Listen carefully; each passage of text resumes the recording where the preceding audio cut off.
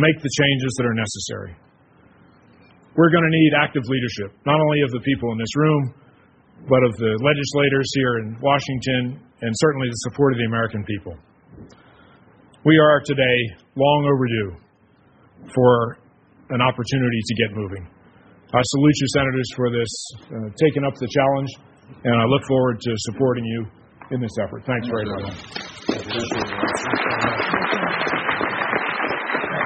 Jim Rogers. I'm Jim Rogers, Chairman and CEO of Duke Energy. I'm delighted to be here today, and I want to start by thanking Senators Kerry and Lieberman for working tirelessly to put together the American Power Act. I also want to thank Senator Graham for putting in so many hours into this issue as well. My judgment is this bill is all the better because of the time he put in helping shape it going forward.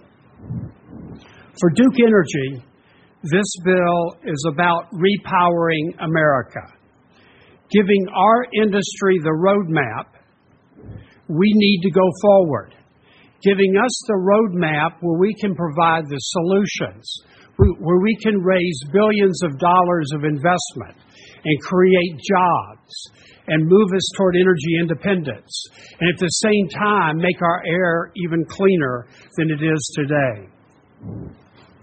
These investments that we will make and are prepared to make will not only, and I want to underscore this point, not only create jobs today, but tomorrow and in the future, and that's going to really lead to the recovery of our economy when you see the trajectory of the jobs that will be created over time. The legislation can also, and said in another way, and I'm stealing this from Tom Friedman, it can help us get our economic mojo back. And we need to get that back. And we will get that back. And it will give us a chance as a country to lead on energy and technology. We should not cede that leadership to anybody in the world. Let me turn and just spend a moment and talk about the impact on electric consumers in America. I started my career as a consumer advocate in my home state fighting rate increases of utility companies. I've come a long way. But I'm still a consumer advocate. And I stand here today as an advocate for Duke Energy's 4 million customers that touch the lives of 11 million people in 5 states in the Midwest and in the Carolinas who depend on coal for the majority of their electricity. I'm also here as an advocate for the tens of millions of electric consumers in the 25 states where more than 50% of the electricity comes from coal. In my judgment, Senators Kerry and Lieberman, this bill helps get the transition right to a low-carbon world. It helps get a clean and efficient modern power system in a manner that protects family budgets and protects American factories that depend on affordable power. The bill also creates incentives for clean coal and for nuclear, 2 key technologies that must be accelerated in their deployment going forward to achieve our national goals. This bill, and I want to underscore this point, will indeed protect consumers and chart the course for our future. It's time to go to work. It's time to work out the remaining details and differences that we may have and come together for the American people and make this bill a reality for all. And most importantly, if you take any message away from what I'm saying today, take this message away. We can protect consumers while we pursue our clean energy goals. Thank you for this opportunity to be here. Thanks so much.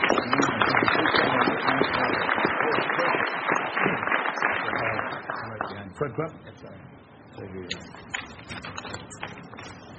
So I'm Fred Krupp, President of the Environmental Defense Fund, representing 750,000 American families and individuals.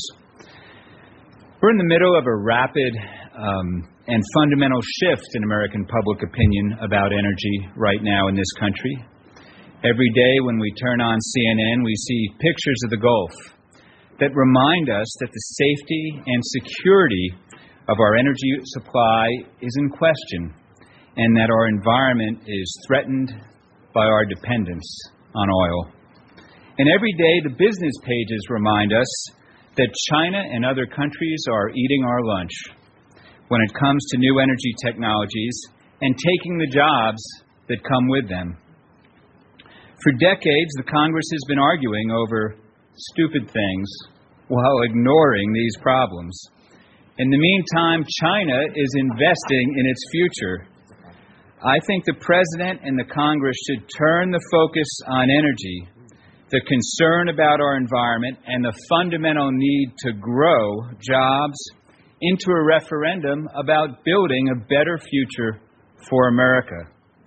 A better America that provides not only a protected environment, but good, well-paying jobs for Americans. The American Power Act is the opportunity for the President and the Congress to do just that. The draft being released today is the product of a 6-month effort to get the best ideas and approaches from everyone at the table, industry and environmentalists, Democrats and Republicans. But it is really the product of years of discussions about how to do energy policy the right way. It begins to end our dependence on oil, and it can be the vehicle for new environmental safeguards at the same time. It has strong goals for reducing carbon pollution to address the threat of climate change to our economy and our environment. It will remove the shackles of uncertainty that have constrained our investment in new ways of generating American-made power. And it will do all this in a way that protects consumers. Because of that, it has the support of the most important stakeholders, like those here today, who will work hard to improve it and push it across the finish line. I've been at this for a very long time, but this is the first time that an act like this has had such broad-gauged support. It's the best opportunity we have ever had to achieve real, meaningful change. It will require some bipartisanship, and it will require leadership from the President and from the Majority Leader. With their help, it can be done. So I salute you, Senator Kerry and Senator Lieberman, for getting this bill out in public so we can get it enacted this year.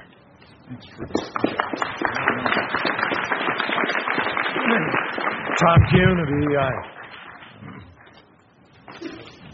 Good afternoon. I'm Tom Kuhn, President of Edison Electric Institute. We represent electric utility companies in the United States and have members all over the world. Fred, you and I always have to disagree about something. I would say that, the Senate never does unimportant work here. Thank you very much. I appreciate it.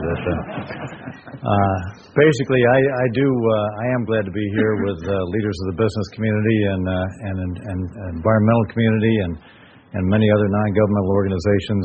This is a historic achievement, and I want to commend Senators Kerry and Lieberman for the introduction of the bill today. I also want to commend them for the collaborative process that they undertook here to essentially include every aspect of the economy as well as all the fuels that are important to continue our economic progress. And that's exactly what they did. It was very, very hard work over many, many months, as was indicated. I also want to commend Lindsey Graham. He spent a long time, and I agree with Jim Rogers that it's a much better product as a result of all his efforts.